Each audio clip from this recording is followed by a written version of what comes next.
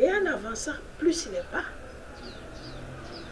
j'avais réalisé que le chemin du piéton sur lequel nous étions était devenu un chemin à 4 roues. Et on persistait, on continuait. À quelques 5 kilomètres, nous sommes tombés sur des villages vraiment isolés, qui sont loin des grandes pistes. Donc, nous avons eu à traverser les rivières, les inondations, les zones marécageuses, la boue, des zones vraiment difficiles à traverser. Les lacs d'eau et tout ça. On a fini de traverser. On est arrivé vers Alépé, à Coupé. On est retourné vers Oumé, Blé, Lakota, ainsi de suite. Et on est parti sur Abidjan. Mais avant d'arriver entre Agboville et Abidjan, on a rencontré les groupuscules d'hommes qui nous attendaient. Bon, je ne sais pas qui leur a sonné la sonnette qu'on venait et qui nous attendait au bord des ruelles. Et ils se sont ajoutés à nous. J'avais entamé un cantique que les anges chantaient avec moi. J'ai gardé la mélodie. Donc j'ai chanté ce cantique-là devant le peuple qui était aligné derrière moi à la queue leu. On dansait avec des cris de réjouissance. On avait pris pour les flambeaux en main. On a cassé les feuillages en main. On secouait. Comme ceux qui partaient en Canaan, qui dansaient là, les enfants de Dieu.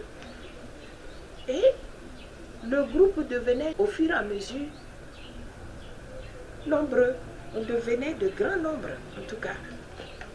Puis arrivé vers Agboville, vers Abidjan, on a trouvé les grands goudrons boulevards. On est tombé là-dessus à la hâte. J'étais toujours devant et je disais au peuple que je conduisais que allons-y maintenant, car nous allons à la rencontre de Laurent Gbagbo. Mais tout ce monde qui était dans la zone de Agboville, Abidjan, et à Coupé, à l'Épée et tout ça, sont venus avec des véhicules blindés des derniers cris que nous remarquons aujourd'hui. Les véhicules que le président de Laurent Gbagbo avait à sa disposition lorsqu'il était revenu de la CPI la dernière fois. Ce sont ces longs véhicules de ces derniers cris-là que les gens avaient apportés d'une manière magnifique. Et je disais à mon peuple que, mais dis donc, les gens nous attendaient, c'est comme s'ils savaient qu'on venait ce jeune à eux pour aller à la rencontre de ce ex-gouverneur qui revient de l'exil. Mais où ils ont trouvé de l'argent pour acheter tous ces véhicules de qualité-là? Mais depuis quand ces grands véhicules-là sont sortis et nous n'avons pas vu ça ici, chez nous en Afrique ici, et ils ont procuré ça où d'ailleurs? Ils ont gagné l'argent là où? Et le peuple qui était derrière moi riait. On était vraiment dans une ambiance de joie. Et on était parti à la rencontre de Laurent Gbagbo, l'ex-gouverneur. Et c'est alors qu'on lui a fait de l'aéroport et on l'a accompagné jusqu'à dans sa résidence. Et j'avais toujours ces cantiques-là que je chantais. Il y avait des femmes de foi, des chrétiennes vraiment célèbres. Des hommes aussi, des hommes politiques sont mobilisés, surtout au niveau d'Abidjan. Et on est allé le prendre à l'aéroport pour aller le déposer dans sa résidence. Et c'est là le Seigneur m'a dit, tu vois, je te ramène sur terre pour te parler. Quand il m'a ramené, il m'a dit, ce qui signifie que tu dois demeurer dans la prière, plaider jusqu'à ce que le jour de retour de cet homme nommé Koudou-Laurent Gbagbo ne revienne en Côte d'Ivoire. Parce que c'est toi qui es la capitaine dans son bateau. Et si jamais il ne revient pas, la guerre ne va pas finir dans cette nation. Si tu pries pour la paix de la Côte d'Ivoire, il faut prier pour que cet homme revienne, pour que la réconciliation soit. Voilà pourquoi je te parle ici. Car c'est toi qui es la chose. Ce n'est pas les autres. Si tu n'as pas joué ton rôle, il ne faut pas compter sur l'intercession des autres qu'ils vont faire. Car tu as bien vu la position que je t'ai donnée dans le combat. Tu vas te tenir juste dans cette position jusqu'à son retour. Et même après son retour, tu vas rester toujours ponctuel à ton poste jusqu'à ce qu'il réalise les projets révélés que moi, l'Éternel, je t'ai donné pour sa nation, au travers de lui. Voilà comment le Seigneur m'a fait vivre un mystère. Lorsque j'étais dans la résidence de Koudou-Laurent Gbagbo, à Mama, en prière. En dehors de ça, je vous annonce une chose. Vous qui ne croyez pas aux prophètes, les gouverneurs, les présidents, les chefs d'État, je vais vous annoncer que les prophètes sentinelles marchent avec les rois. Les prophètes qui sont sentinelles, qui annoncent les cataclysmes, les guerres et qui proclament la repentance, ce sont ces prophètes-là que le Seigneur mandate pour les chefs d'État, les gouverneurs, les rois. Jusqu'à présent, il me semble que vous ne faites pas la différence entre les pasteurs, les évangélistes, les prophètes et les sentinelles mandatés de Dieu qu'on appelle les prophètes des nations. Je suis en train de vous révéler les choses cas par cas pour que les écailles de vos yeux soient tombées et que vous arrêtez de persécuter les prophètes pour vous-même, votre bien-être, pour la paix de vos nations. Ceux qui jettent les prophètes en prison, vous jetez votre liberté, votre paix et vos succès en prison quand vous jetez les prophètes en prison.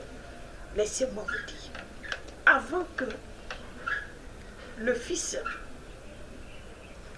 de l'ex-gouverneur Gbagbo ne revienne de la prison, le Seigneur m'a fait voir dans une vision. J'étais au Togo. On priait avec les disciples en brousse. Le Seigneur m'a fait savoir qu'il sera libéré. Et à son retour, il va décrocher un grand poste qui va permettre à la famille de respirer. J'étais avec mes disciples, ils étaient des Ivoiriens. Je leur ai annoncé que le type là s'appelle Michel. Ils m'ont dit si, il s'appelle vraiment Michel, le métis dont je parle, il s'appelle Michel. Donc, on doit prier aussi pour lui sérieusement, parce qu'il a un rôle à jouer.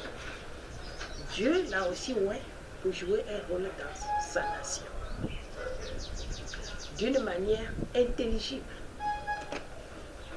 Et maintenant, la deuxième phase, c'est lorsque j'étais à moi. En priant, la 7e semaine de notre séjour, à 2 heures du matin, on était en pleine prière. Et j'entendis un griot qui passait derrière notre fenêtre. On dormait dans une maison inachevée. Et il annonçait à ces termes: vous, ce peuple de maman qui est endurci, qui ne croit pas aux choses que annoncent les messagers de Dieu. Moi, je suis un messager de Dieu.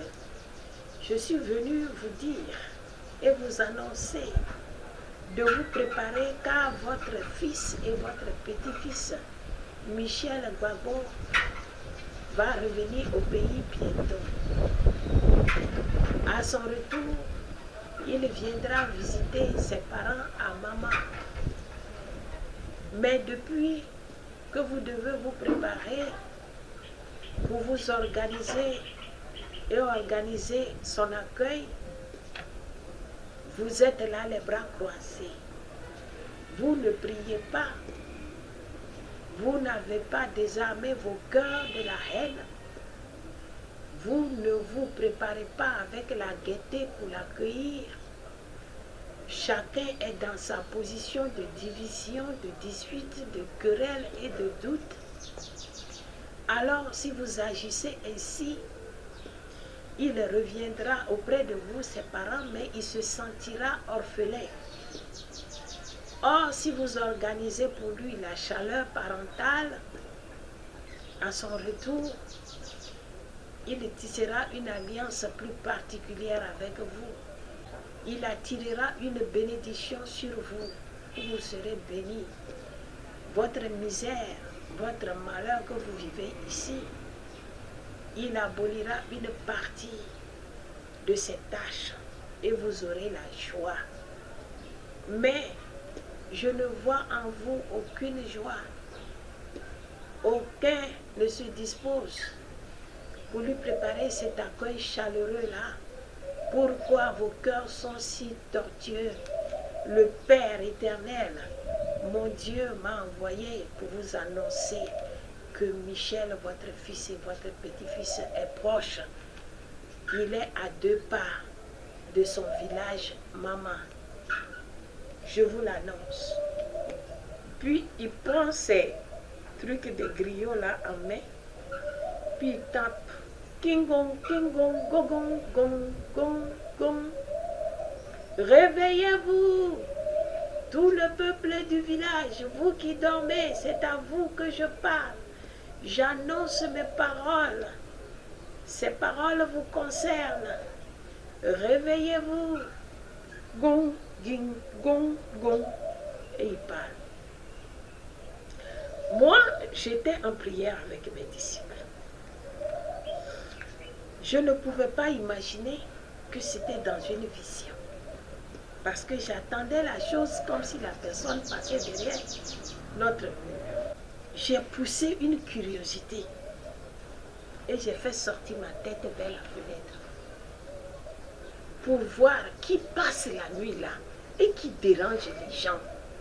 À l'heure là où tout le monde est en sommeil profond de 2 heures du matin, c'est quel griot qui ne laisse pas les gens dormir et qui parle à 2 heures du matin? Je fais sortir ma tête, je ne vois personne. Où? J'appelle mes disciples, puisqu'on était en prière. Je leur ai dit, comme les terreurs sont dehors, que 2 personnes me tiennent compagnie, nous allons sortir pour vérifier. Il y a un griot dans les couloirs ici, là, qui est en train de déranger les gens. Mais ce qu'il dit quand même, c'est vrai, hein? On va voir qui l'a envoyé. Peut-être qu'on peut discuter avec lui. Et on est sorti. Et arrivé maintenant, on a vu personne. C'est juste derrière notre maison. Hein? C'est le couloir là seulement qui nous sépare. Hein? Mais on n'a vu personne. Même si quelqu'un devait marcher à la manière de Aimant, ne peut pas être rapide comme ça. Non, c'est pas possible. Et on est arrêté là en train de voir s'il va repasser. Il n'est plus revenu. Et là, j'ai eu la chair de poule. Et le Seigneur m'a dit, prends tes disciples, entrez dedans pour prier. C'est juste un message. C'est un messager. Il est divin, c'est un ange.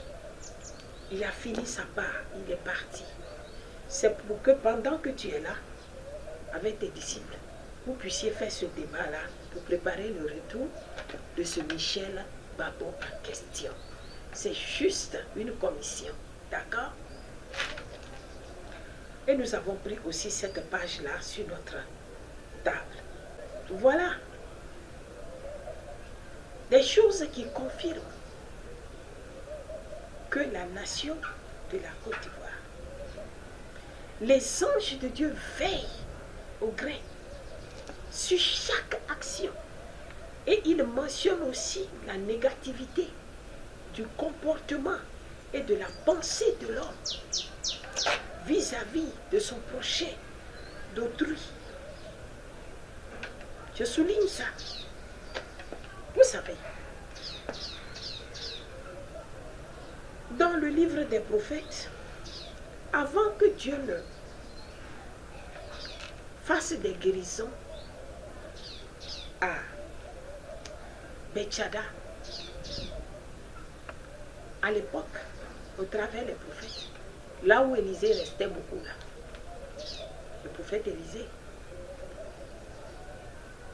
c'est que Dieu avait un système de faire agiter cette eau par les anges avant que les victimes, les lépreux, les malades ne viennent se plonger dans cette eau pour se faire guérir par le prophète Élisée. Voyez-vous, nous avons, nous les enfants de Dieu, oublié la grande partie de la doctrine de notre Seigneur.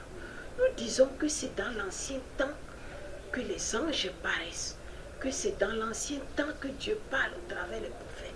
C'est dans l'ancien temps que Dieu fait ceci et cela.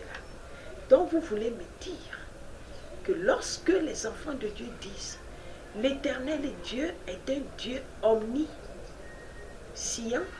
omnipotent, omniprésent, dites-moi que ce sont des mensonges que vous racontez. Si ce que Dieu a fait autrefois, à l'époque, dans l'ancien temps, il ne peut plus le faire, c'est ça qui trompe les enfants de Dieu, les chrétiens. Et ils ont des problèmes avec les adeptes du diable. C'est une vérité, hein? C'est difficile, le pasteur, d'accepter. Mais nous, les prophètes, nous connaissons cette vérité que Dieu ne change pas, dit la parole de Jésus-Christ. Il a dit, je ne suis pas venu pour abolir la parole. Je suis venu pour accomplir ce que les prophètes avaient prédit avant ma naissance, avant que moi je ne sois à mon poste, à mon ministère. En tant que prophète, je viens qu'accomplir ce que les prophètes de l'époque ont prédit. Me concernant moi-même, je suis roi. Et nous disons quoi aujourd'hui? Laissez-moi vous donner un témoignage. Lorsque j'avais fait un programme à l'an 2003, dans le mois de janvier, au Palais de la Culture du plateau d'Abidjan, lorsque